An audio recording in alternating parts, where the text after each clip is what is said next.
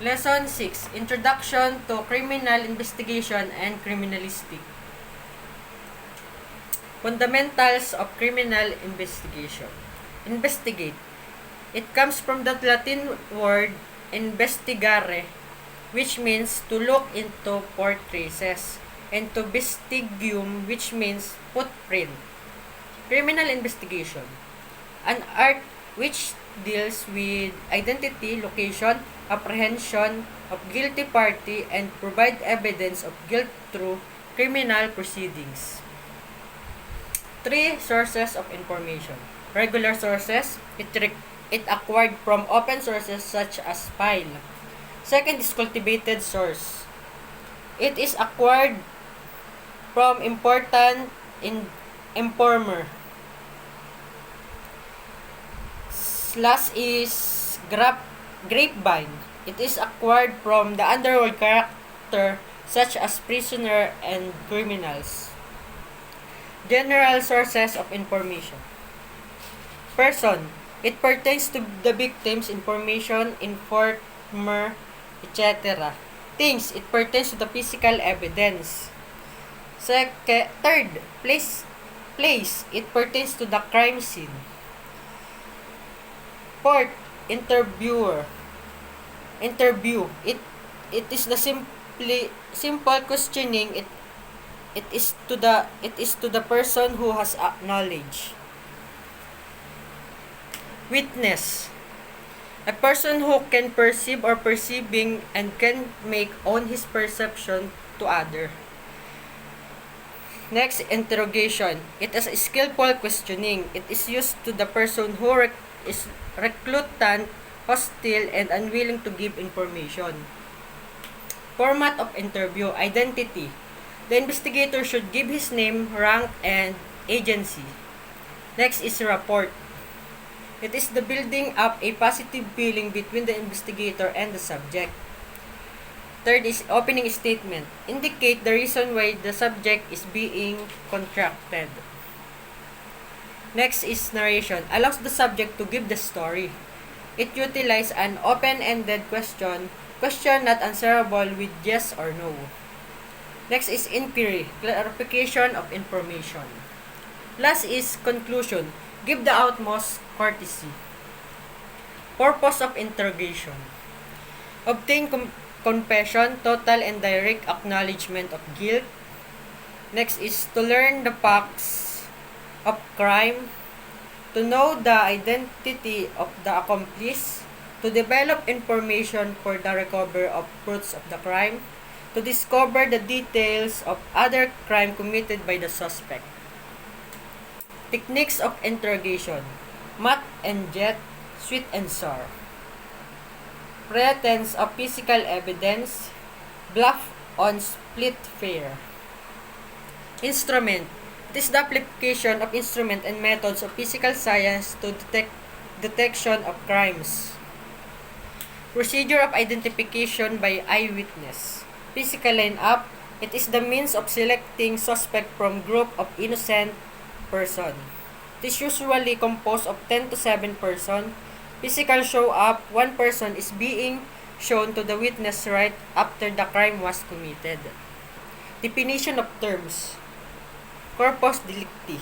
Body of crime or fact of specific loss or injury sustained. Modus operandi. Method or mode of operation that enables the investigators to recognize the pattern of criminal behavior, to predict approximately the next target of the suspect by means of recorded information concerning the characteristic of criminal activities.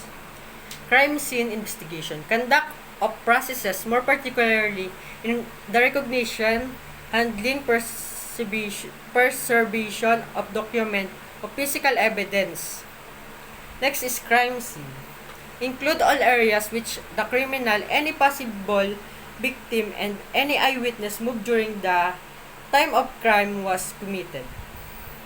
Physical evidence. Articles and materials found in connection with the investigation and aid establishing the identity of the suspect. Next is chain of custody. The number of person who handle the evidence between the time of commission of the offense until ultimate disposition of case and should be kept in minimum. Next topic, Introduction to Criminalistic. Criminalistic, a subfield in criminology that deals with the study of criminal things. Those that are left behind the criminal perpetrator in the scene of the crime which have significant in criminal investigation. Criminalistic and criminology. Criminalistic is a study of physical evidence through a laboratory work. Criminology is a study of causes of crimes and or criminal people. Division of criminalistic: scientific division, chemistry, physics, biology. Technological division: fingerprinting, forensic photography, question document examination, polygraphy, forensic medicine, forensic ballistic. Fingerprinting is one that universally accepted means of personal identification through the study of fingerprints. Fingerprint is a production of pattern or design formed by the ridges on the inside of the joint of a finger. Fingerprinting is the cornerstone of criminal investigation and identification. Fingerprint ridges are definite contours and appear in several general pattern types, each with general specific variation of the pattern dependent in the shape and relationship of the ridges. Forensic photography. Police photography. It is invaluable to investigator, attorney, judges, witnesses, juries, and defendants. Photographs. Prepare album and the identification of common criminals and offenders. Use of photograph in police work. Identification files, communication and microfilm files, evidence, offender detection, court exhibit, reproduction of copying, personal training, crime and prevention, public relation. 4 primary ways of using photography in police work. Number 1 is as means of identification. Second is as a method of discovering, recording, and preserving evidence. Third is as way to present in the court of the pertinent elements of crime. Next is as a training and public relation medium for police programs. Police photography in following: in accident investigation, tire impression, hit and run, on crimes against person, homicide, suicide, assault, rape, on crime against property, fire and arson.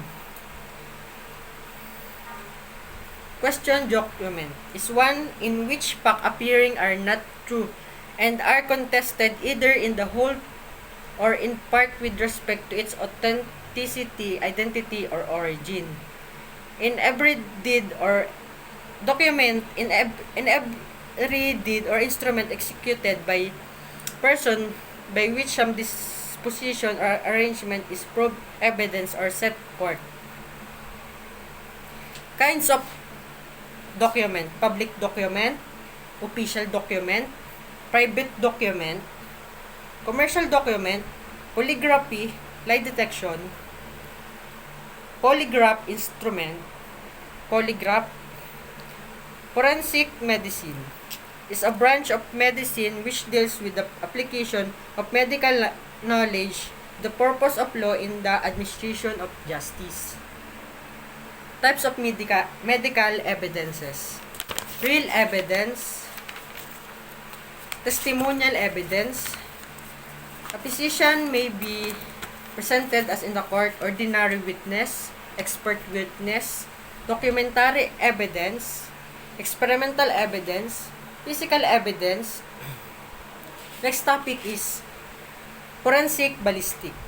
Ballistic is defined as science and motion of projectiles. Motion refers to the movement or mobility, and projectiles refers to the metallic or non-metallic object propelled from a firearm. Branches of ballistic. Interior ballistic is a branch of this science which has something to do with the properties and attributes of the projectile while still inside in the gun. Interior ballistic is the branch of this science which has something to do with attributes and movement in the bullet after has left in the gun muzzle. Muzzle blast. Noise created at muzzle point of gun. Muzzle energy. Energy generated in muzzle point. Trajectory, actual curve path of bullet during its flight from the gun muzzle to the target. Range, the straight distance between muzzle and the target.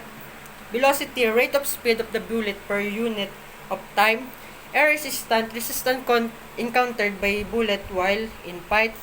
Pull of gravity, downward reaction of bullet towards earth center due to its weight penetration. Depth entry of terminal ballistic. It's a branch of the science that deals with the effect of the impact of the projectile in the target. Forensic ballistic is the branch of science involved the investigation and the identification of firearms by means of ammunition fired through them include the following. Field investigation. It involves recognition, collection, marking, preservation, and transmittal of ballistic exhibit. Next is technical examination of ballistic exhibit. This is the job performed by the firearm examiner within the laboratory involved marking of evidence fired bullets, evidence fired shells, evidence firearms, and other related laboratory work involves firearms such as photomicrography. The last is the golden rule of criminal investigation. Thou shalt not touch, move, nor alter anything in the crime scene unless it is properly photographed, measured, and sketched, or otherwise preserved as not to destroy or contaminate the important criminal things.